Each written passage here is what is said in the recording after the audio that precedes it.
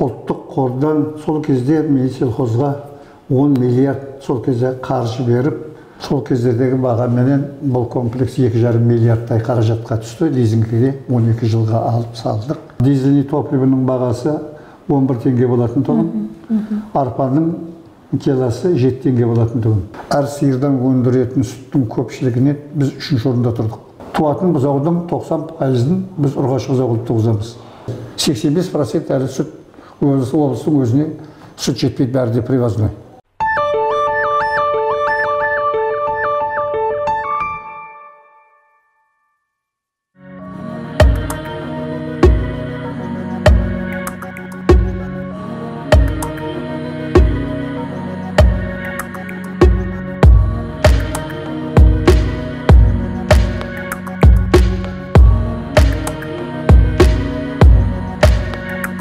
Біз бүгін міне үлкен Қызылорда облысындағы ең ірі Ырза компаниясына келіп отырмыз. Бұл осы мал шаруашылығында айналысатын шаруашылықтардың бірі. Ал Самрат мырза, өзіңізге сөз. Осы өзіңіздің шаруашылық жайда айтып кетсеңіз, қай жылдан басталды, қандай порода, қай бағытта, сол өзіңіздің шаруашылық жайлы айтып кетсеңіз. Рахмет, қош келдіңіздер. Біз енді сіздермен бұрыннан осы шаруашылықты бастағаннан бастап танысымыз ғой, бірлесіп жұмыс істеп жүрміз. Қазір Құдайға шүкір, қол жеткен табыстарымызды жаңа өздеріңіз көздеріңізбен көріп тұрсыздар, жаман емес, осы әйтеуір бір тіршілік болып жатыр. Енді бұл комплекс бірыңғай салынған 2010 жылы. 2008 жылы елбасының мемлекетіміздің азық-түлік қауіпсіздігін қамтамасыз ету деген тапсырмасыменен ұлттық қордан сол кезде мен селхозға 10 миллиард сол кезде қаржы беріп, соған шұғыл түрде Қазақстанның әр территориясынан осындай фермелер салу керек деген тапсырмалар болып, эксперимент есебінде Ақмола облысынан Родина бұрындағы бар шаруашылық соның негізі сосы солтүстік Қазақстаннан Зенченко марқұм Геннадий Иванович ол кездерде сол шаруашылығында осыны әдепкі сынақ есебінде сояқтан бастады бұл проект дегендерді. Сөйтіп 2013 жылы сосы проектіге біздерде кіріп, осы комплексті салдық. Жалпы 660 сауын сиырға арналған комплекс өзінің барлық керек жарақтарымен, сонымен бірге қасынан осы өндірген сүтті ауысымына 30 тонн сүт өндіретін заводымызды қоса салдық. Сол кездердегі бағаменен бұл комплекс 2,5 миллиардтай қаражатқа түсті, лизингіге 12 жылға алып салдық. Енді қазір бүгінге сол лизингінің бәрінен құтылып, жалпы бұл комплекс 3,5 миллиардтай қаражатпенен осы тұрғанда өзіміздің меншігімізге көшіп бір 3,5 миллиард. Малды ұйымдасқан кезімізде 2010 жылы Европадағы біз баста Голландия менен Германиядан алмақшы болғанбыз, бірақ біздің ояқтағы бұл танк деген аурулардың шығуына байланысты ояқта мал әкелуге рұқсат етпеді. Сонымен біз Венгриядан осы Голштейн породасында сол тектес сол малды қашарып әкелдік. 660 қашарды сол осы арада жерледім. Қазіргі кездерде бүгінгі таңға енді өзіміздің ұстап отырғанымыз 1800 бастай қазір мал жалпы малдың саны бар. 600 бас сауын сиыр сауып тұрмыз, 650-ге дейін 700-ге шейін сауамыз, ондай мүмкіншілігіміз бар.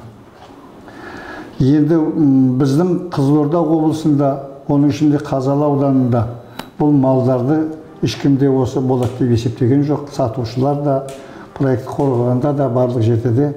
Бірақ енді осы елдегі әлеуметтік халықтың тұрақты жұмыспен қамтамасыз ету әлеуметтік бағдарлама есебінде маған енді осы елдің сіз енді ағасысыз, сіз осы елдің енді жай инженерден бастап осы ауданды басқарған адамсыз, мына жастарға үлгі болсын соған бастаған болыңыз деп бастамаған қолқа салды. Сосын енді мен амалым жоқ, осы аяқтың тумасы болғаннан кейін осыны алып, қазір осы ұрпаққа бірдеме қалсын деп іс әрекет жасап жатырмыз. Енді оңай емес. Ол кездерде мен бизнес план жасап, осы проектіге кіргенде дизельный топливоның бағасы 11 теңге болатын тұғын. Арпаның келасы 7 теңге болатын тұғын. Бүгінгі күнге 230 теңге жаңа дизель отынның бағасы, ол да қазір 400-ге кетіп жатыр. Күннен күнге қымбаттап, сосын арпаның бағасы 135-140 теңгеге кетті. Яғни айтқанда, мен осы комплексті бастағанда евроның бағасы 175-180 тұғын, қазір енді 500-500-ден жоғары кетті ғой. Соның барлығы қиындатып, мына малдың азық түлігінің осындай әсіресе соңғы 2 жылдағы бағасының шұрт көтеруіне байланысты қазір енді өте қиын жағдайдамыз. Бірағынан енді сол мемлекет осы бүгінгі шейін осы сүттің қымбаттауына байланысты өндірген сүттің әр литріне 45 теңгеден, сосын осының региональны жергілікті бюджеттен осы біздің қиын жағдайымызды ескеріп жем-шөбін арзандатуға, өндірілетін продукцияның өзіндік құны сапасын арзандату болып есептеледі, субсидия негізі. Сонымен одан да қолдау жасап көмектесіп тұратын тұғын, бірағында соңғы 2 жылдан бері сол қиын болып, соны көмек ала алмай жағдайымыз өте ауыр қазір. Енді бұл малды жерлендіріп, осырадан, сосын енді қайтадан қан алмасын деп 2019 жылы Германиядан 300 бас тағы да қашар әкеліп, оларды жерлендіріп қазір продукциясын.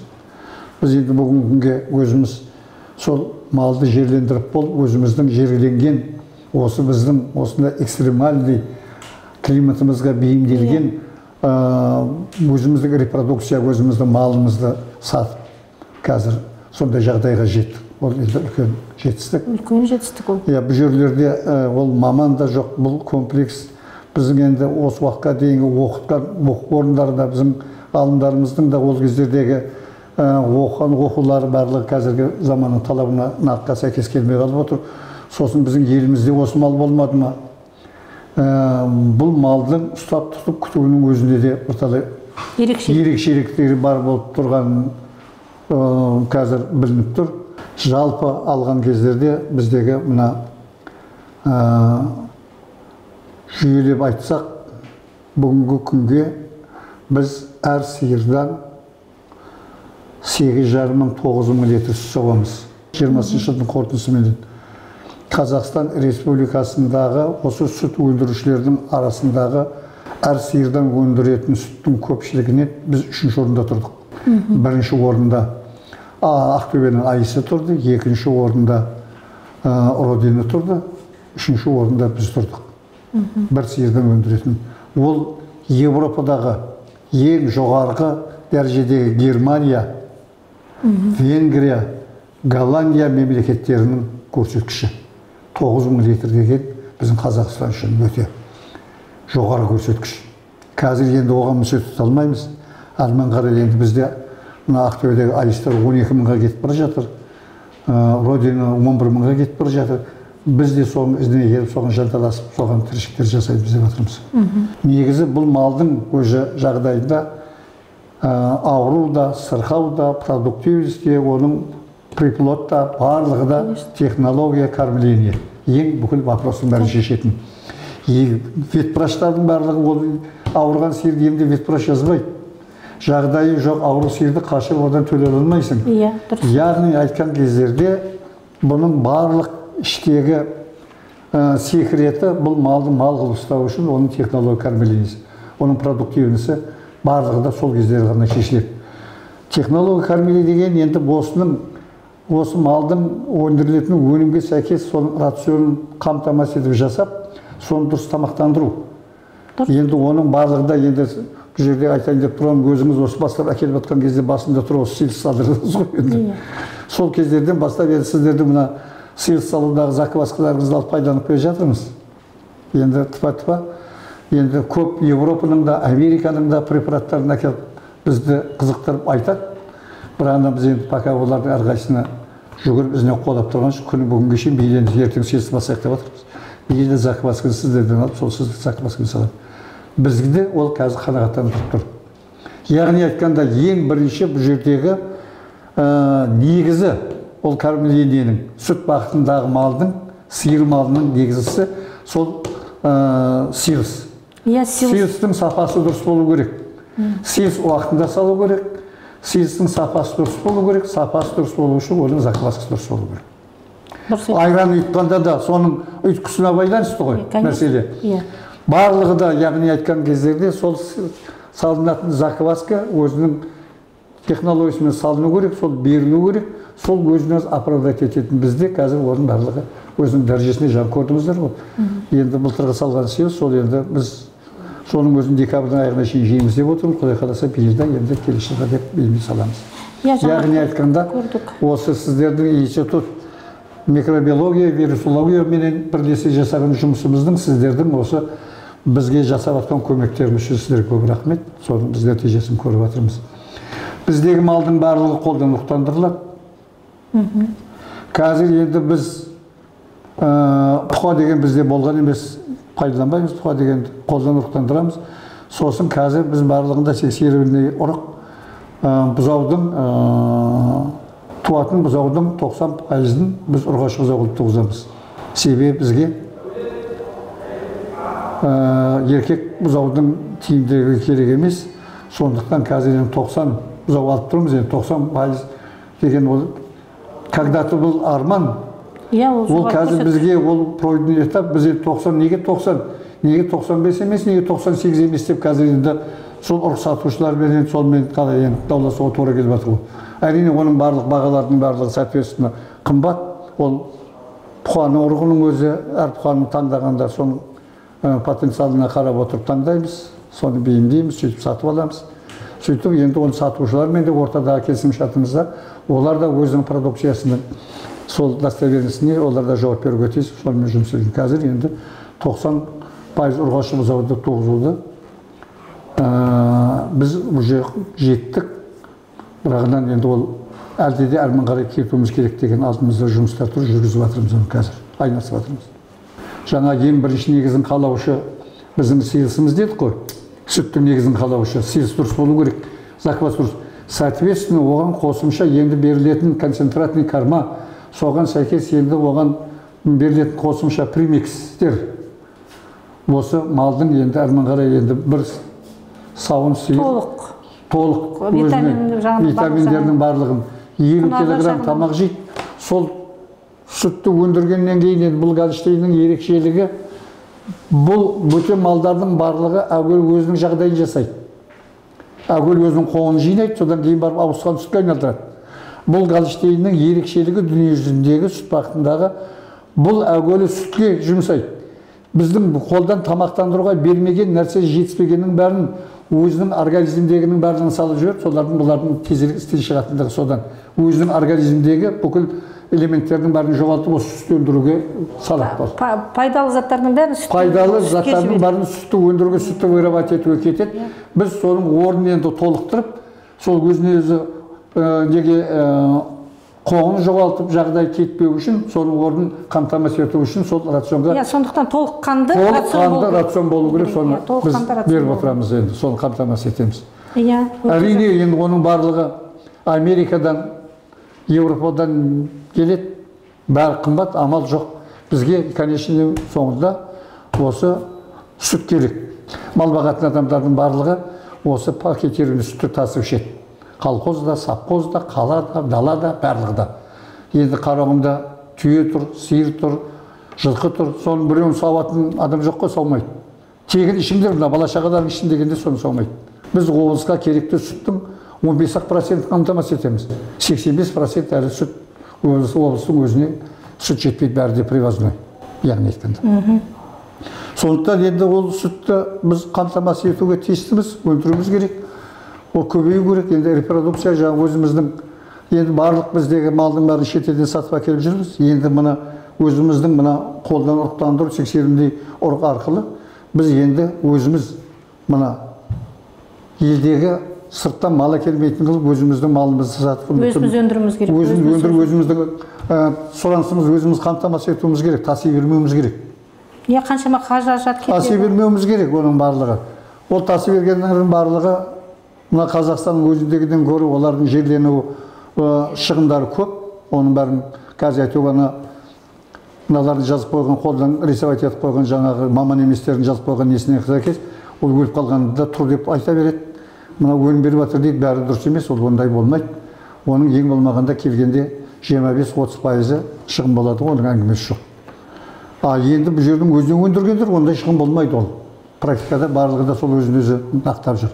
Енді ол үшін мемлекеттің де көзқарасы осы жүзіндегі қалпына келу керек, ол саланы басқаратын адамдардың. Айтылып жатыр қазір, айтамыз енді.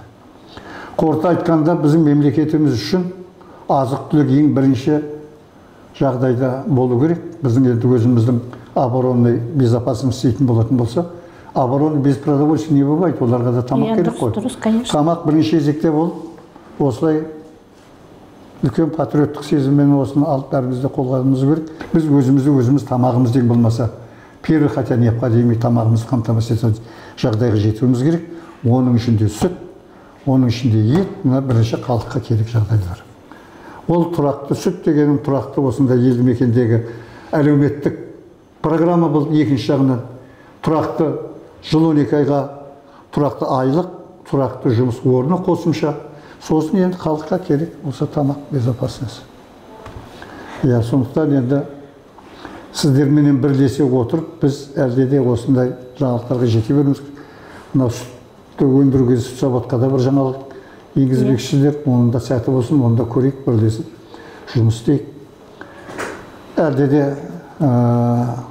мынау жүгерінің тұқымдарын подбор жасауға өнімділігі жоғарылау, соған қарай бейімделуіміз керек. Енді біз қазір шетелдің тұқымын әкеліп көріп отырмыз. Сорт шығаратын селекционерлер, мамандар, порода жағынан болсын, сондай мамандар, конечно, жетіспейді. Ол өзіңізде білесіз ғой, жаңа айтып отырсыз, қолдан келген өзімізде кім, мысалы шетелден де кім жақсысын береді, ол породаларды қаншама затрат, қаншама не, бірақ жергілікті жерден шыққан сорт, жергілікті жерден шыққан порода, оның бәрі совсем, мысалы сіздің климаттық жағдайға бейімді, осы засухостойка айтады ғой, қуаңшылыққа төзіп беретін өсімдіктер, қуаңшылыққа төзіп беретін малдар, осы өңірге бейімделген породалар керек қой. Сол айтып отырған сіздің проблемалардың бәрі дұрыс. Өзіңіздің жерлесіңіз басқарып отырған, біздің академик Саданов басқарып отырған микробиология және вирусология қазір ғылыми зерттеу орталығы деп аталады. Сол ұжымға өзіңіздің бір ниетіңізді білдірсеңіз. Ғылыми орталыққа үлкен табыстар тілеймін. Мемлекетіміз осындай ғалымдар болмаса, көз ашық оқымыстылар болмаса, мамандар болмаса, біз алға қарай жылжи алмаймыз. Сондықтан қазіргі кезде әсіресе осы ғалымдардың өзін-өзі көрсететін уақытта ғылыми орталық қазір керек. Оны кешегі қиын кездерде осы ғылыми орталықтардың барлығына қаражатпен де, бөтемен де қолдау болмай, біз қазір сол бар нәрсемізден де айырылып қалған жағдайымыз бар. Бірағынан соның орнын жоғалтпай, жаңалық іздеп, осы қазіргі заманға қарай бейімделіп жатқан сіздердің ұжымдарыңыз осы бірден бір. Басшыларың заман болсын. Бауырымыз біздің жерлесіміз. Енді ол кісінің табыстарының лауреат болып жатқан барлығына хабардарымыз бар, біз қуаныштымыз. Әлде де Құдай қуат беріп, ол кісінің ашатын жаңалықтардың бәрі көп болсын, еліне тигізер пайдасы көп, әлде де ол кісі аман болсын. Сіздердің ұжымдарыңызға үлкен ауызбіршілік, зор денсаушылық, үлкен еңбектеріңізге табыс тілеймін. Бізбен бірлесе отырып, осы үлкен жеңістікке жете беріңіздер. Енді сізге үлкен табыстар тілейміз. Рахмет. Басынан бастағаннан бірге болдық, көрдік, қалайсыз осы жетістіктерге жеттіңіз. Оның бәрі еңбек, бар қарай жұмыс істеуге бізде дайынбыз. Егер сіздің бір сіздер жақтан ұсыныстар болса, біз өз жағымыздан дайынбыз. Үлкен рахмет, табыстар тілейміз.